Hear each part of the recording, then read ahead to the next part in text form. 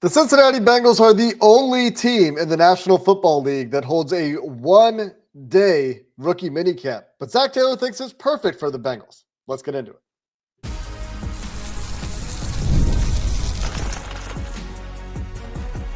You are Locked On Bengals, your daily Cincinnati Bengals podcast. Part of the Locked On Podcast Network, your team every day. What up, Bengals fans, and welcome to another episode of the Locked On Bengals podcast, part of the Locked On Podcast Network, your team every day. I'm Jake Lisco. He's James Rapine. We are your hosts of Locked On Bengals, covering the Cincinnati Bengals here on the Locked On Podcast Network since 2016. Welcome back to all the everydayers who don't miss an episode. We appreciate your loyalty. And if you're looking to become an everydayer and not miss an episode of Locked On Bengals, we'll have you covered throughout the offseason program, throughout the summer, into training camp, into the season, all year round. Just hit that subscribe button and you will get these episodes wherever you get your podcasts or on YouTube. Shout out to all of you who make Locked On Bengals your first listen as well. And James, today we dive into the deep topic of a one-day rookie minicamp. Zach Taylor calling it an acclimatization period for the rookies.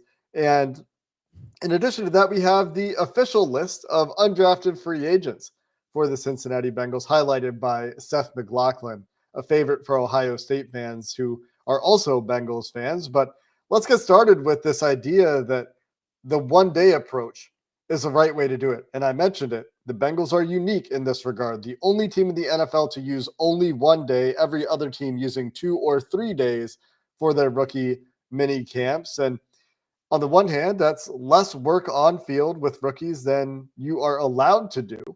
There's no making up for that elsewhere. But James, you were there. You saw it.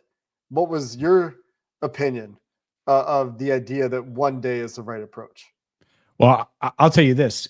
All of our listeners, you, me, the reporters that were there, and I said this to those that were there, we could all make it through rookie camp. Rookie camp is a breeze, baby. I mean, we could all make it through for the Bengals and their approach there. I think if this is their strategy, then yeah, you only need to do one day of it. And it's because it is such a walkthrough is putting it lightly. Like, it's a light walkthrough. It's something that you could walk through after having plenty of cold ones or too many cold ones the night before, and then you wake up early for, like, you still would make it through this. So I get why they only have one day of it from their perspective. And Zach Taylor said, quote, "We get them on the field briefly, let them show us some athletic stuff, learn some of the stuff in a walkthrough setting, and then Monday they'll dive in with the veterans." And I think that's all well and good, but I do wonder if it would be beneficial to do a bit more, be a bit more intense. I saw in the Bengals don't have a bunch of rookie quarterbacks like the Cleveland Browns, but the Cleveland Browns are running a little 7-on-7. It looked like, and running some drills and doing some things like, it's like, well, maybe it would be beneficial to do a bit more.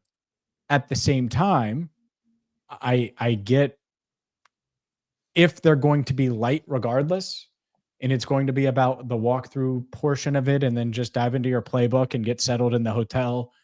But before Monday and the veterans get there and they integrate, like, I do understand that strategy. And I also don't think it has anything to do with the slow start. Like, there's been some people that say that, and I'm like, all right, well, let's not pretend rookie camp is going to impact whether or not these guys start fast in September. But it is interesting that they do just one day, no doubt. Here's the argument that it has something to do with the slow start. And I'm not sure how much I buy this, but I'm just going to lay it out and we can just talk about it. But individually, I agree with you. Adding a half hour to day one of an on-field rookie program where maybe you sprinkle in some skeleton work, and adding a second day in an hour and a half, or maybe it's a little bit more intense on field. In a vacuum, it's hard to make an argument that that is going to have a significant impact in September, in the start of the NFL season, start of the regular season. But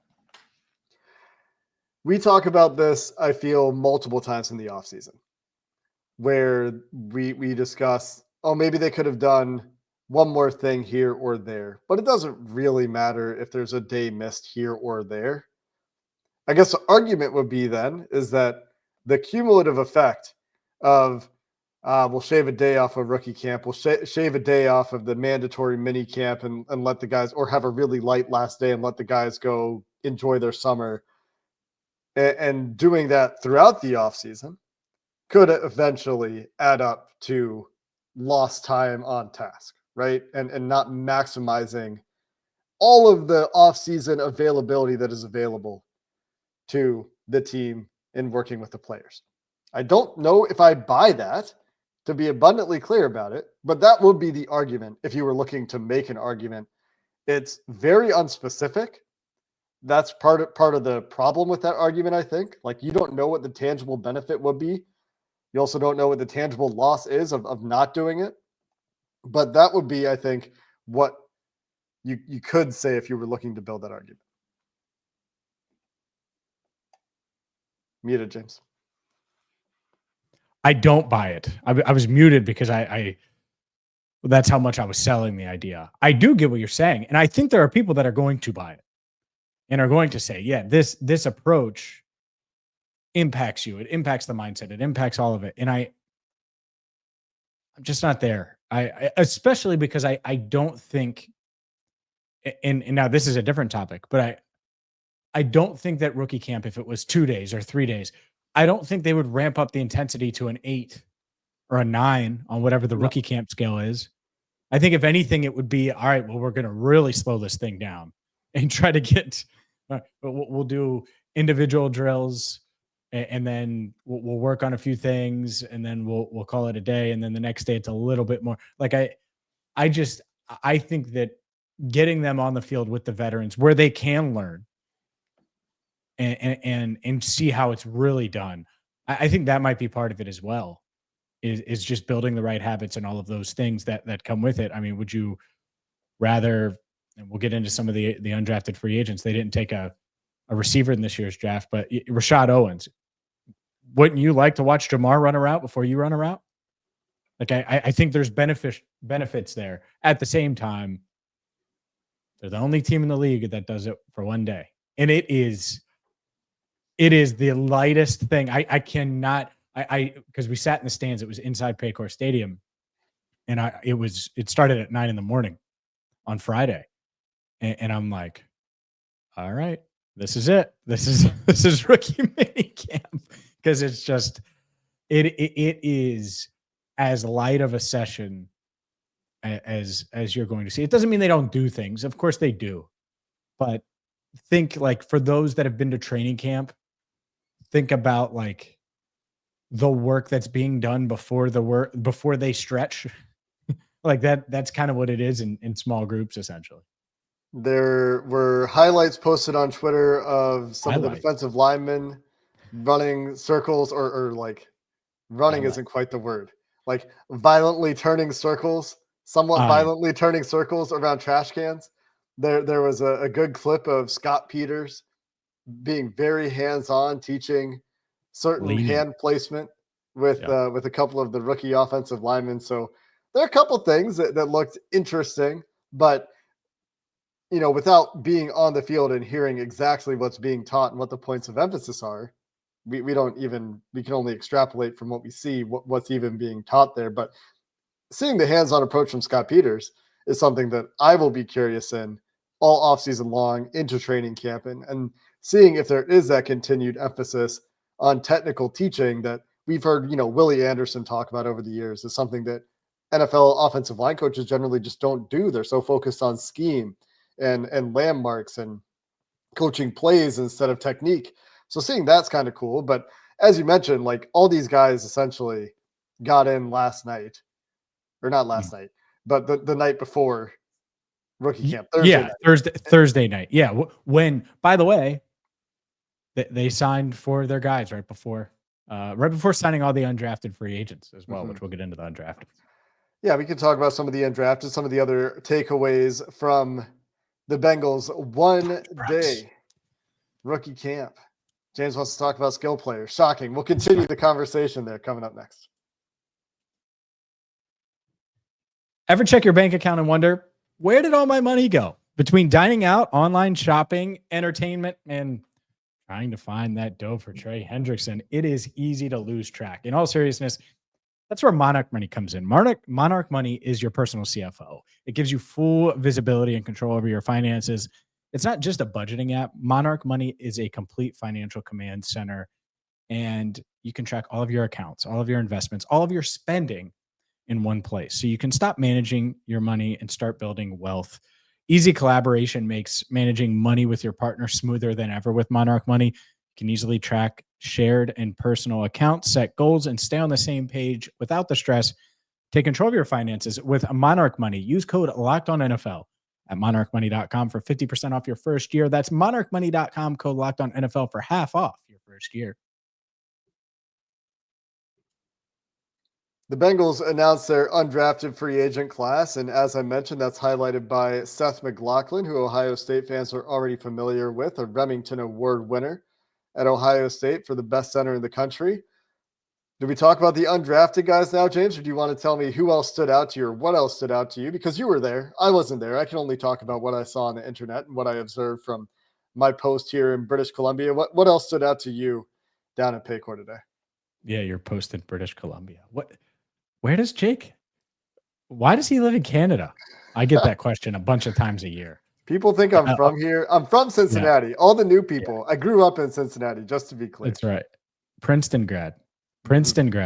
Flex on him. Anyways, I'm just going to go down the whole Jake Lisco rabbit hole, and I decided to stop because I want to talk about skill players, baby. Let's talk about some skill players. You talk about skill players. I think Tahj Brooks.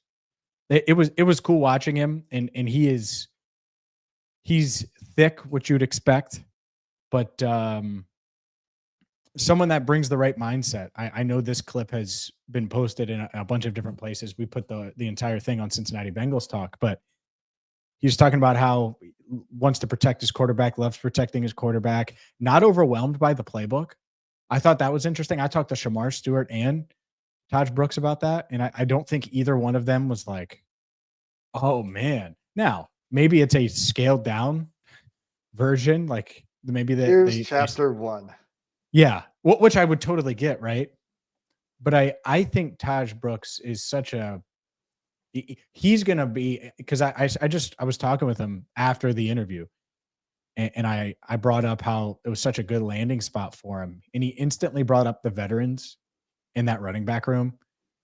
And when you think of a guy that Texas Tech's all-time leading rusher, really good pass blocker, caught 20 plus passes each and every year, or over the past 3 years in each of those seasons, it's like, all right, well, he's well-rounded.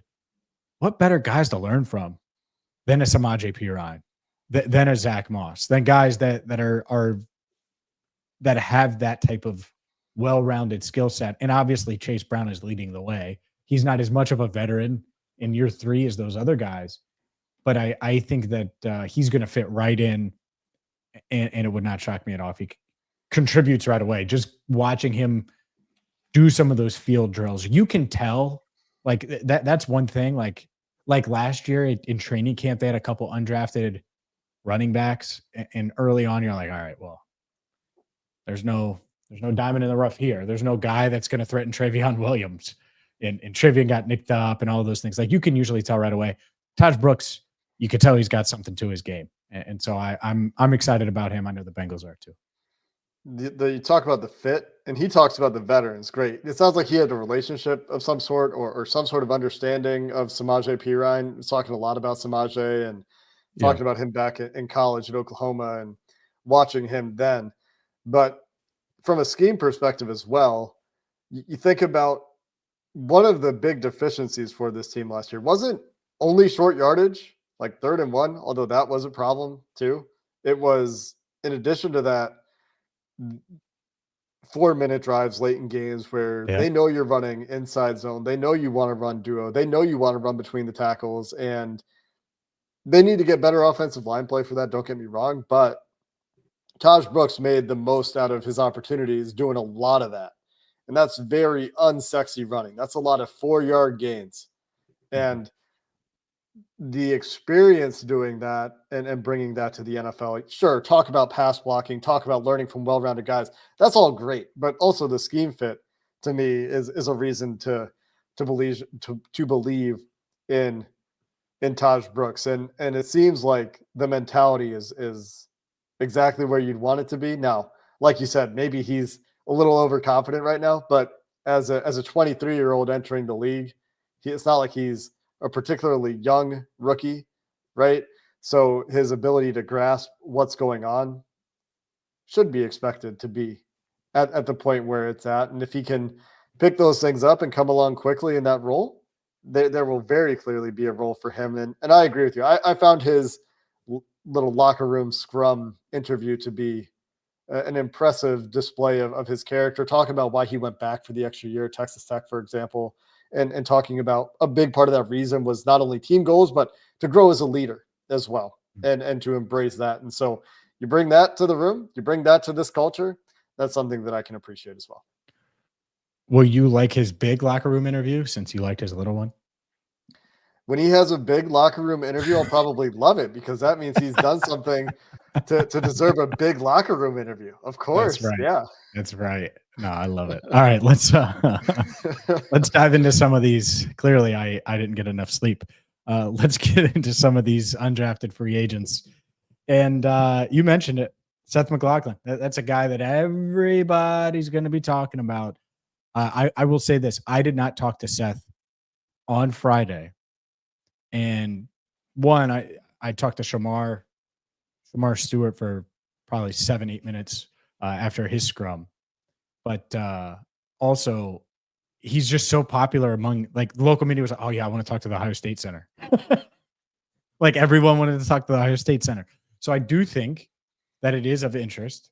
And I think we should discuss the Ohio State Center because when it comes to these undrafted free agents that were officially signed Friday, I think he's the guy that may have the best shot at pushing for a roster spot, certainly from a pre-draft evaluation standpoint, when you look at some of these draft gurus and where they had him in their rankings. Yeah, and Brandon Thorne. We were trying to get Dane scheduled here for some time in the future, but Yep. Brandon Thorne, who I talked to this week, getting all of our guests confused, mentioned Seth McLaughlin as a guy that was one of his favorites, certainly a guy that he thought was a very draftable player. The Bengals getting him as an undrafted guy, something that he thought was a pretty exciting move for them. So let's talk about the undrafted class. The last notes I have on the drafted rookies, we obviously didn't get to see Shemar Stewart or Demetrius Knight participate on Friday.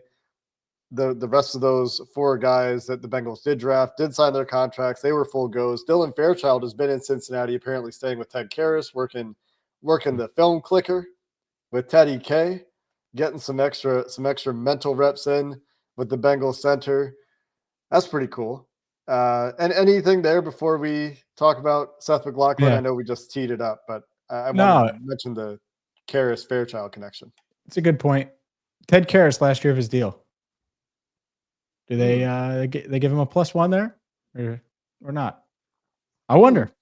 Just throwing that out there. You thought I was going to talk about Fairchild, but I did. Yes. Just I'm just wondering. I don't know. If I'm him, I ask for it.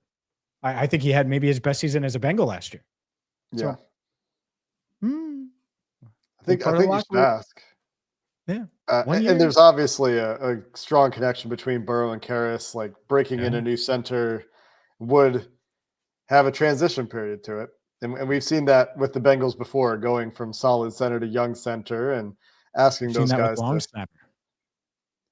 Yeah, the Bengals apparently signing, and we'll transition to the undrafted class here. We will start with Seth McLaughlin, but apparently the only draftable graded long snapper, according to those who evaluate long snappers, which apparently is not something that Zach Taylor does, judging from his joke about his long snapper rankings before the draft. But let's dive into this undrafted class here as we round out our rookie mini camp takeaways coming up next.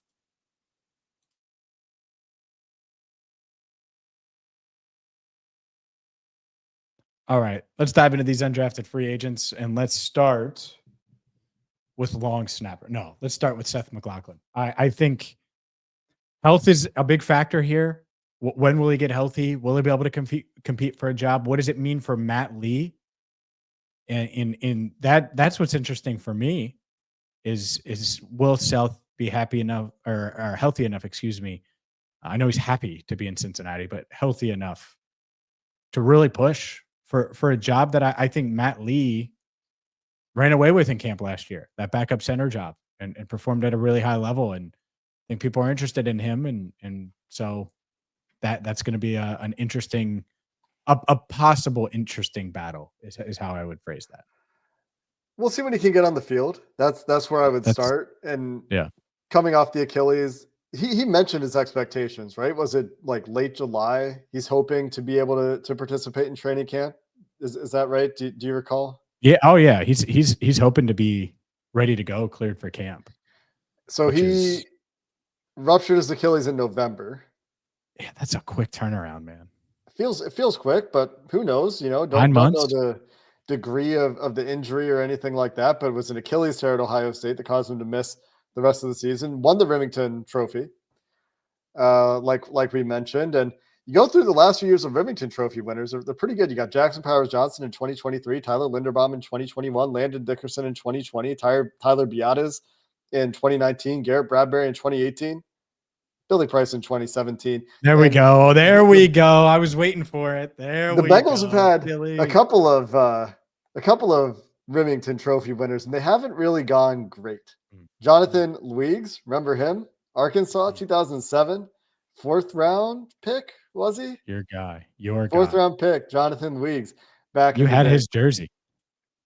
I did not have his jersey, but I remember. That's one that actually comes to mind to me for like excitement for a Remington Trophy center. Like I remember people were stoked about Jonathan Luigs being the Remington Trophy guy and getting him when they got him. Pat Elflein, another Ohio State center that won it. So 3 Ohio State centers in the last 9 years or so. But Brandon Thorne had him in the 3rd to 4th round range. Dane Brugler had him in the 3rd to 4th round range.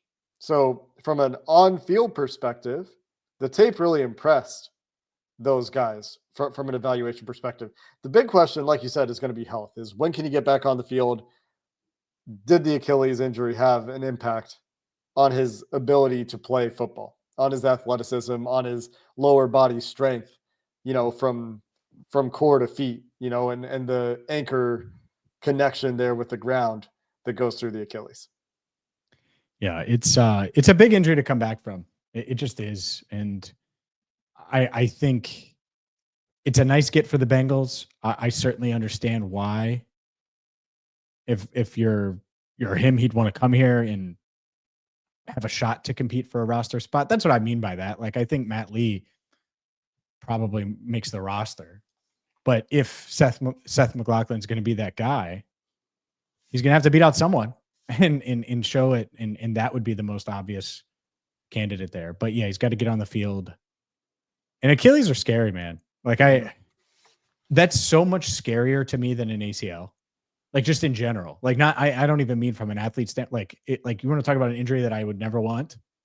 Just that one is rough. Not that other injuries aren't bad either, but hopefully he can make a full recovery and have a shot to compete. That's all you can ask for as an undrafted free agent. Yeah. And so, yeah, he's interesting, and I think fans are interested in him too.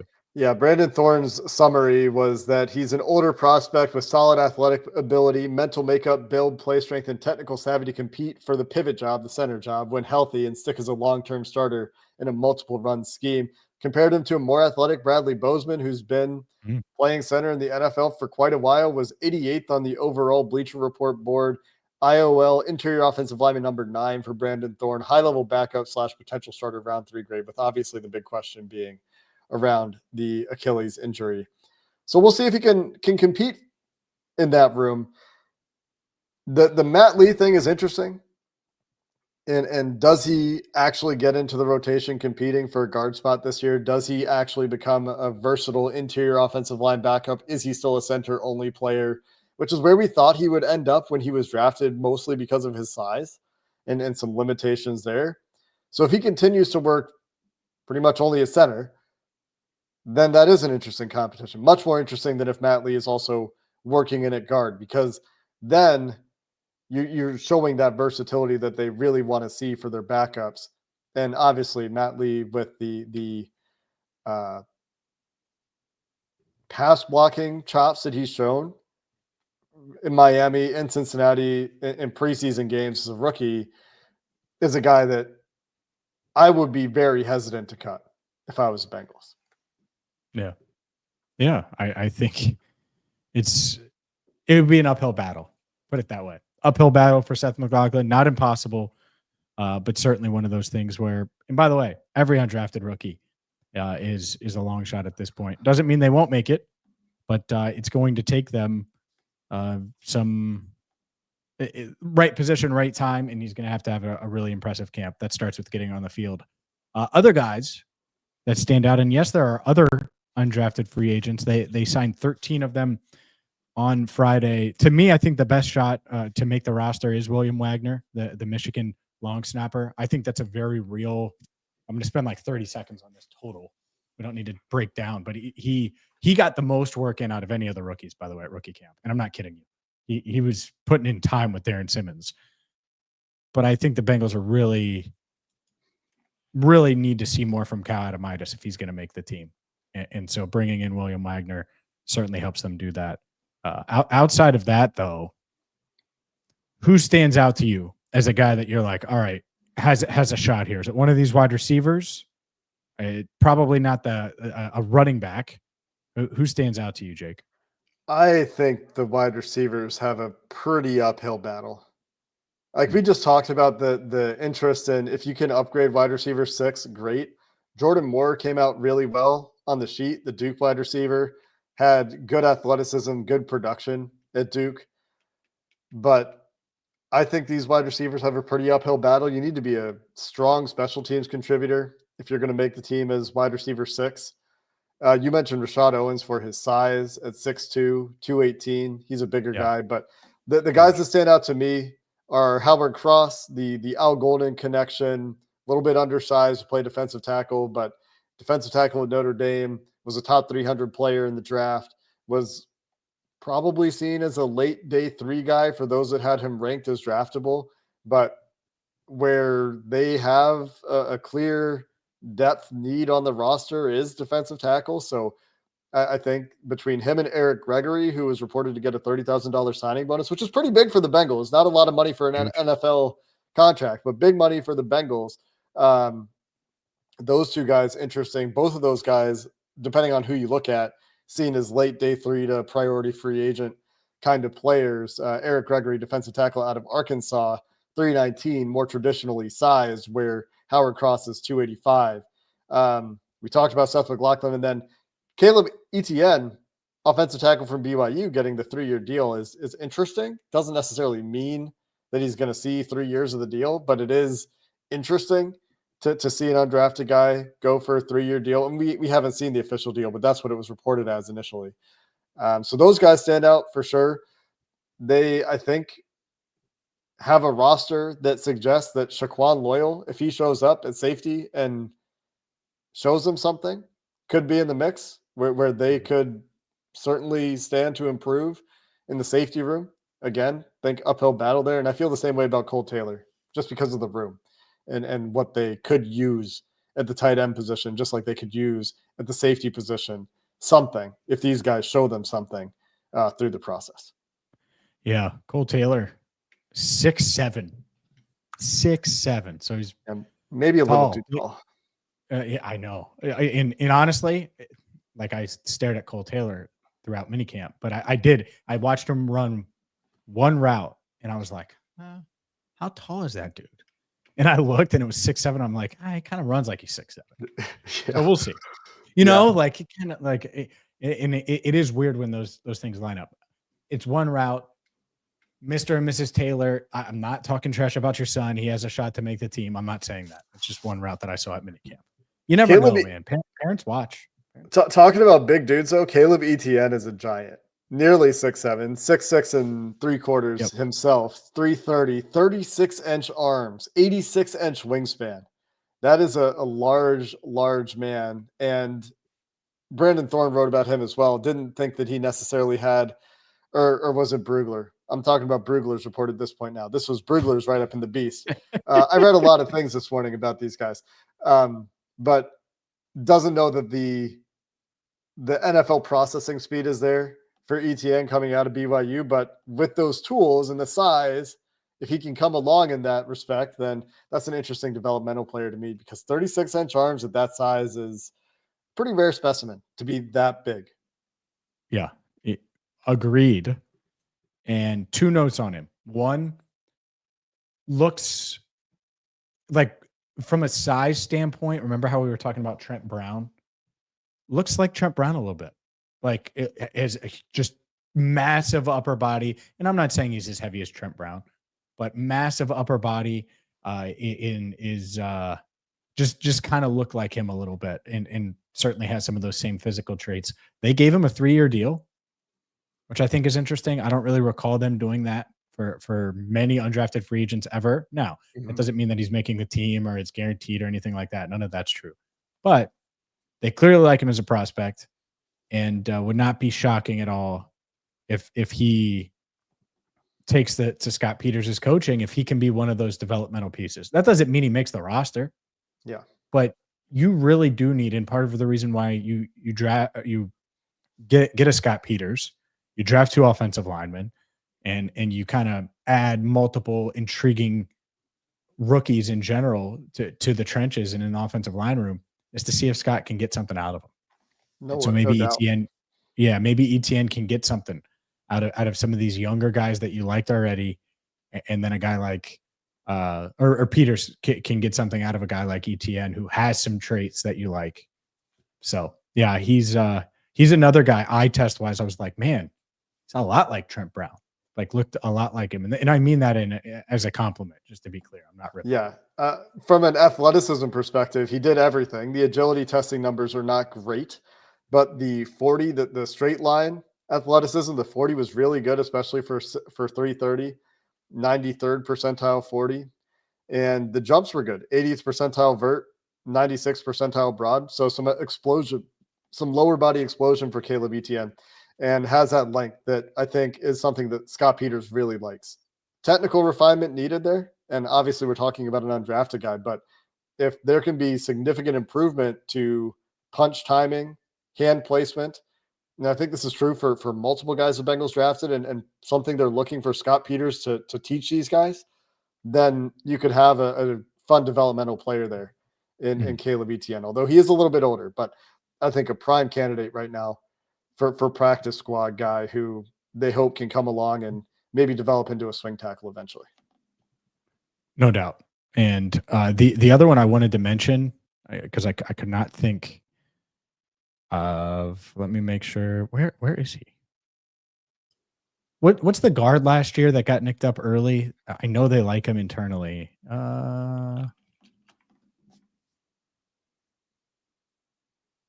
Andrew Corker? No. Deshaun Manning? No, not that was there today. The guy that got hurt, I don't know why he's not on the R-Lads. You sure he's on the roster? That's right.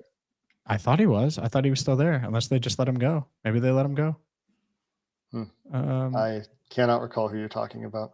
Yeah, because you suck at names, and it's definitely rubbing off on me. Anyways, Jackson Kirkland. Oh, he's been around for a couple of years. Yeah, that's what I'm saying. But that's a guy that they like. What I'm saying is they liked his makeup, and you want to be able to develop him. And so I was just trying to think of the name. Like they're saying that Scott Peters is going to maximize the Jackson Kirkland. I see what you're saying. Yeah. Not that he was there on Friday or anything like that. Anyways. I thought you meant he was a rookie last year. That's why I dismissed him. Oh, that's why I was confused. Yeah. Is the other? Why is Our-Lads not having? He is on Our-Lads. Kirkland. Oh, right there. What is going on? Anyways, We're past due. We're overripe for this episode, James. Dante Barnett, the other interesting college free agent that I wanted to shout out, coming through the international program, doesn't count as a roster spot. A lot of athletic tools, hasn't played a whole lot of football. British Jamaican player. Going to be interesting to see what they can get out of him, because I think he has some talent, and whether he can put it together and be a developmental player for him and get onto the field at some point will be interesting to watch as well. But like I said, this episode is overcooked. That's going to do it for this episode of the Locked On Bengals podcast. James is asleep. Until next time, thanks for listening. Hoo day, and have a good one.